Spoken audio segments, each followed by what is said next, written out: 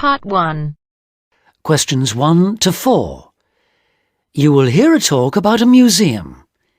You should answer the questions as you listen because you will not hear the recording a second time.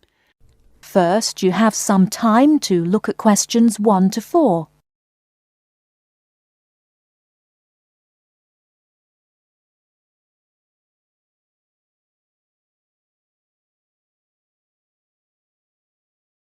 Listen carefully and answer questions 1 to 4. Welcome to the Museums UK audio series, a collection of downloadable audio files introducing the best of British museums. My name's Sam Cooper, and in this file I'll be introducing the Ashmolean Museum of Art and Archaeology in Oxford, with its fabulous collections of Eastern and Western art, antiquities, casts and coins. It's one of the oldest public museums in the world, and it's actually part of Oxford University, though it's free to go in whether you're a student or not. You'll find the main museum in Beaumont Street, near the centre of Oxford, close to both the railway station and the bus station. Opening hours for visitors are from 10 o'clock in the morning till 5 in the evening on Tuesdays to Saturdays, 12 to 5 on Sundays, and 10 to 7 on Thursdays in the summer months. It usually closes for 3 days over Christmas, a couple of days at New Year, and 3 days for the St Giles Fair in early September. You can take photos in the galleries, but only with handheld cameras and not using flash or lights, which can do serious harm to exhibits. Also, as long as you follow all the copyright regulations and you get permission from the staff on duty, you can ask for antiquities documents of less than 100 years in age to be photocopied at a cost of 5p per A4 sheet. Before you hear the rest of the conversation, you have some time to look at questions 5 to 10.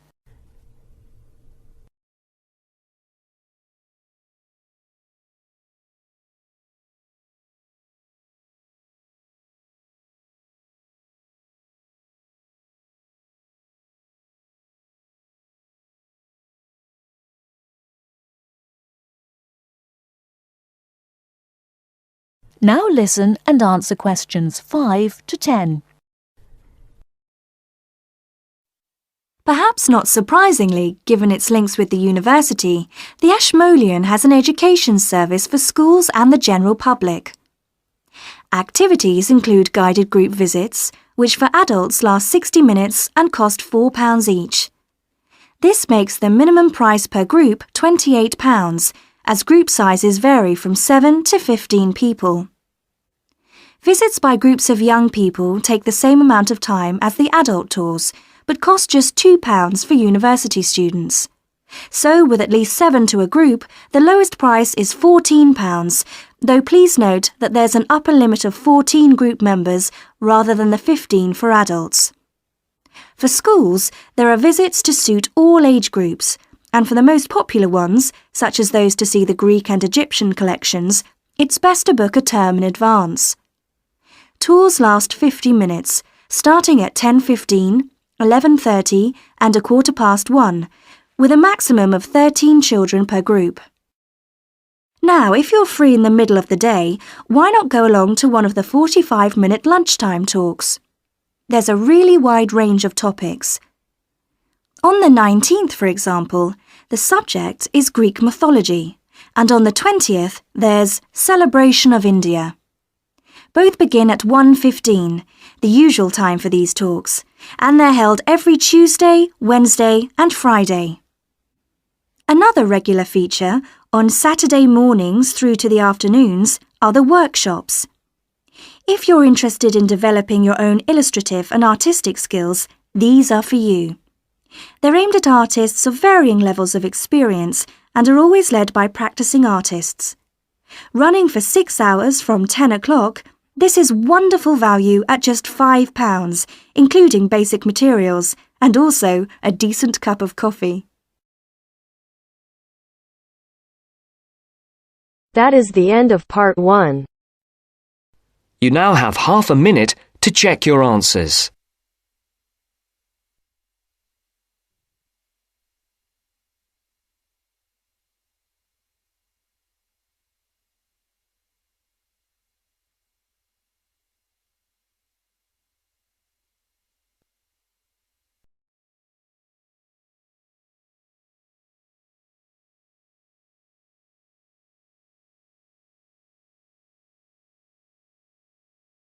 Now turns to Part 2.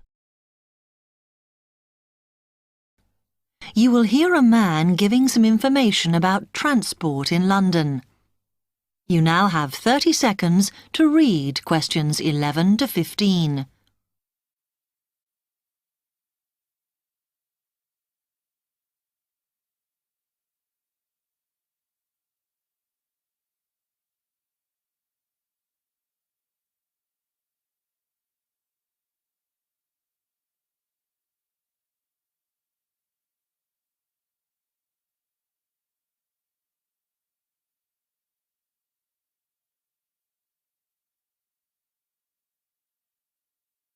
Hello, can I help you? Oh, yes.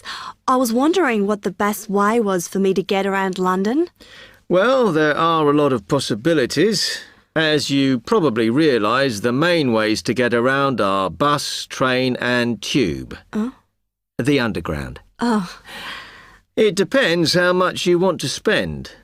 All forms of transport offer special tickets, such as cheap day returns on the trains and so on. Overall, you'll spend less on the bus as it operates on a basic flat fare for each journey.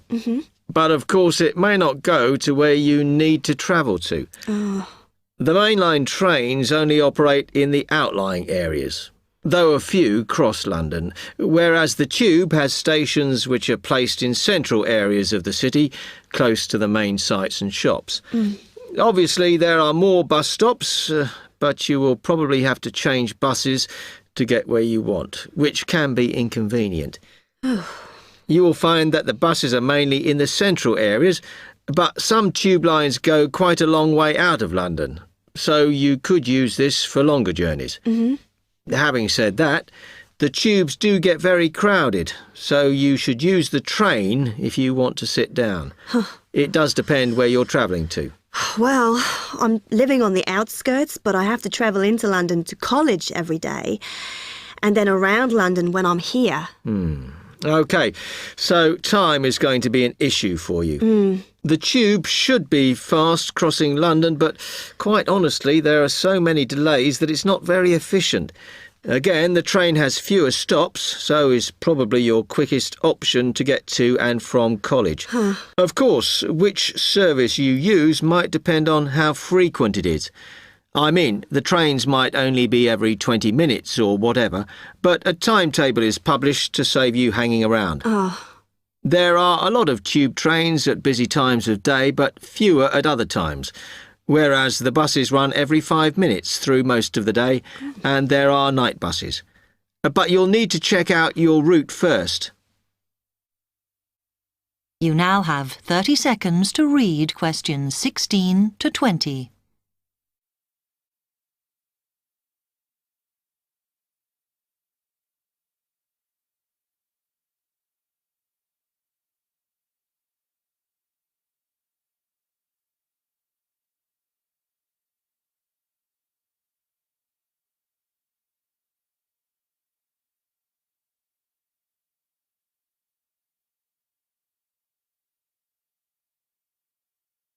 OK, thanks. How can I get from here to Hackney then? Right, well, you can choose. We're here at the information office, OK? Now, next to us, on the corner of the High Street and Sweet Street, is the bus stop, opposite the bank. The bus goes all the way to Hackney, but it is a very indirect route, so it could take ages. If you want to take the train, walk down the High Street towards the city.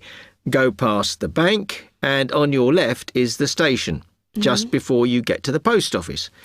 There's a mainline service to Hackney Wick, so if you need to get into the centre of Hackney, you may need to pick up a bus when you get there.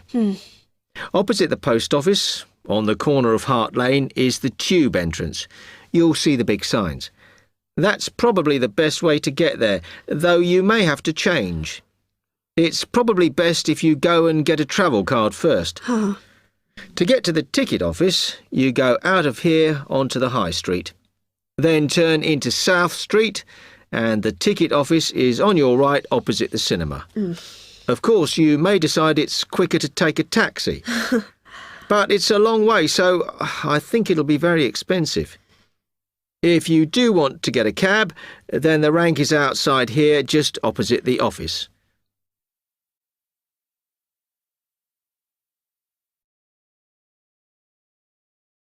That is the end of part 2. You now have half a minute to check your answers.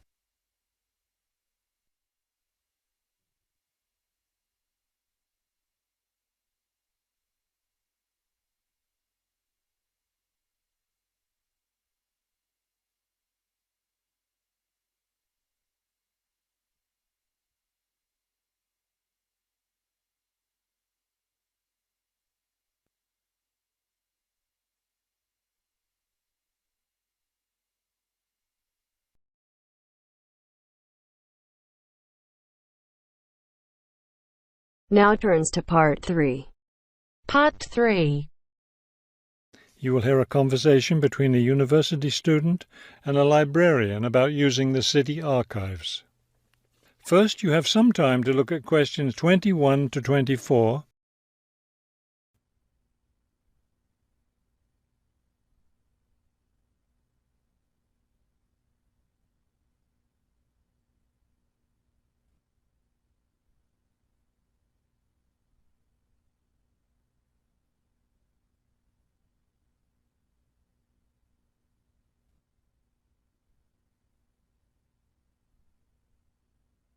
As you listen to the first part of the conversation, answer questions 21 to 24.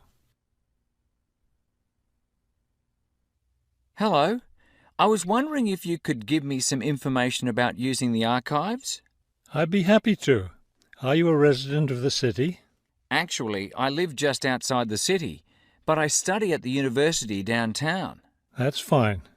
All you need to do is show your university identification card, and you can use the archives at no charge, as long as your ID card is current, of course. Yes, it's valid. So I don't have to pay anything? No, city residents pay an annual fee, but students can use the archives for free. Everyone else needs to get special permission from the director, but that doesn't apply to you, of course. Oh, good. I was also wondering about the schedule.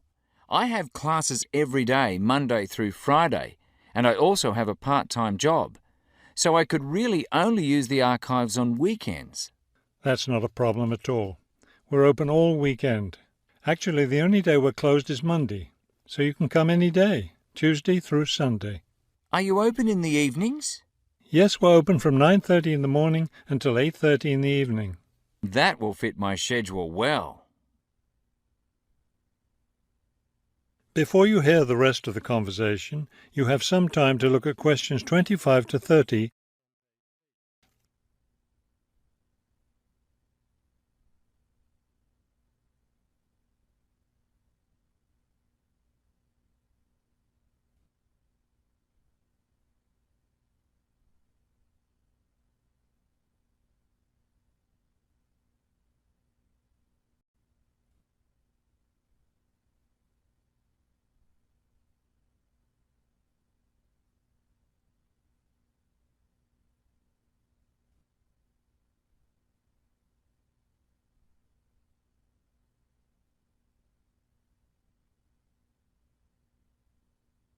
Now listen and answer questions 25 to 30. Is there something else I can help you with? Yes. One thing I'll be needing to see for one of my class projects is old photographs. Do you have photographs of the city in the 19th century that I could look at? Yes, we store all the photographs in the basement. Those stairs over there will take you down to the photography collection. Just tell the librarian there what you're interested in, and he'll help you. Those would be 19th century photographs? Yes, the entire collection is there. Now, if you're interested in seeing documents from the 19th century, those are right here on the ground floor. I would like to see some of those documents. Does that collection include newspapers too? No, all the newspapers from the earliest ones in the 18th century up to the current time are on the second floor. Here, let me just give you this map of the archives, and you'll be able to find whatever it is you need. Thank you. Oh, I see you have a whole room devoted to maps. Yes, on the third floor. That's great, because one thing I need to do is look at how the city has developed over time. I'm sure you'll find a lot of helpful information there. Of course, some of the maps are several centuries old, so generally visitors are only allowed to see photographic reproductions of them. That shouldn't be a problem. What's this on the 4th floor? Ogden's Woolen Mill. As I'm sure you know, Ogden's Woolen Mill was the major entity responsible for the growth of this city in the 19th century. The Ogdeniers gave money for the archives to devote an entire floor to information about the history of the mill. Will I be able to find information about the Ogden family there? Photographs, personal papers, things like that? Probably the family photographs are stored downstairs in the photography collection. The personal papers would be on the 5th floor, where we keep all the personal papers of famous residents of our city. Thank you so much for your help. I'll be able to do a lot of my research here.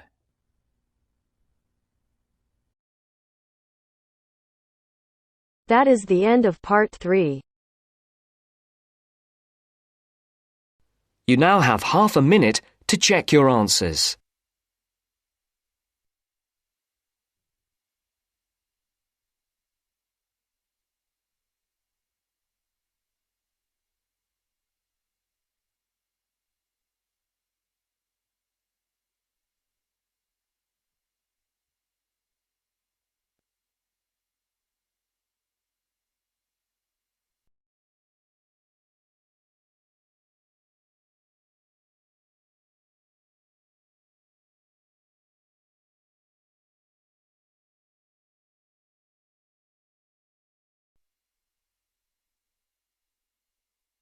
Now turns to part 4.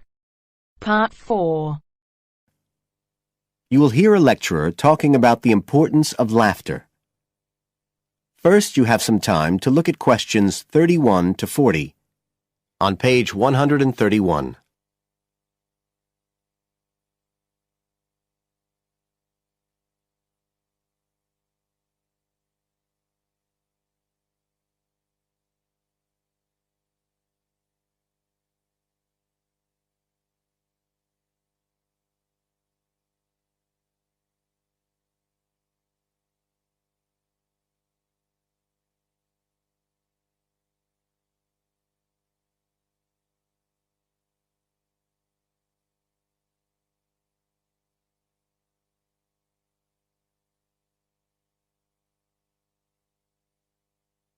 Now listen carefully and answer questions 31 to 40.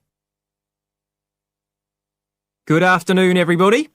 And in our second talk on social psychology, I want to look at the role of laughter in our lives, something that usually gets everyone smiling from the start. So, first of all, I'll start by looking at the actual nature of laughter. Well, when someone laughs, you've got movement of the muscles of the face and the chest, and you've got sound formed when the air's forced out of the body as part of this process. So we're talking about a physical activity. But obviously, other things are involved as well. And this is where it gets more complicated. Laughing isn't something that you normally decide to do, so it's not voluntary behaviour like ordinary speech. Instead, it's regulated by our instincts, rather like the singing of a bird or the roaring of a lion. And once you start to laugh, it can be quite hard to stop. That's not always under your conscious control either. But why do we laugh? Because we find something funny, most of us would say. But in fact, it appears that laughter has little to do with jokes or funny stories. Only about 10% of laughter is caused by things like that. One suggestion is that human laughter may have originally started out as a shared response to signal relief at the passing of danger.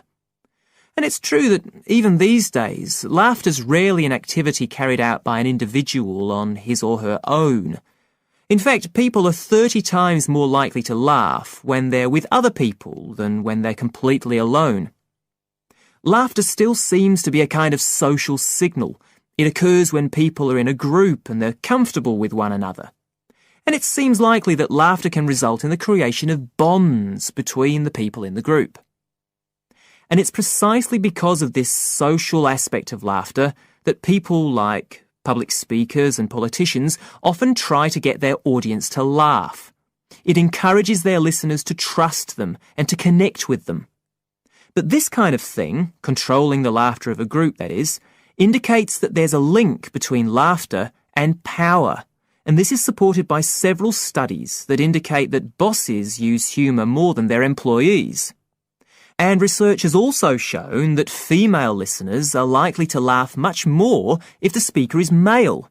So it appears that there are gender issues associated with how much we laugh. I should also point out that laughter can be used as a negative signal as well as a positive one. I think we've all probably seen evidence of a group using laughter to exclude someone, to emphasise that they are not accepted. So it's not always a positive type of behaviour either. So what all this goes to show is that laughter is a very, very complex issue.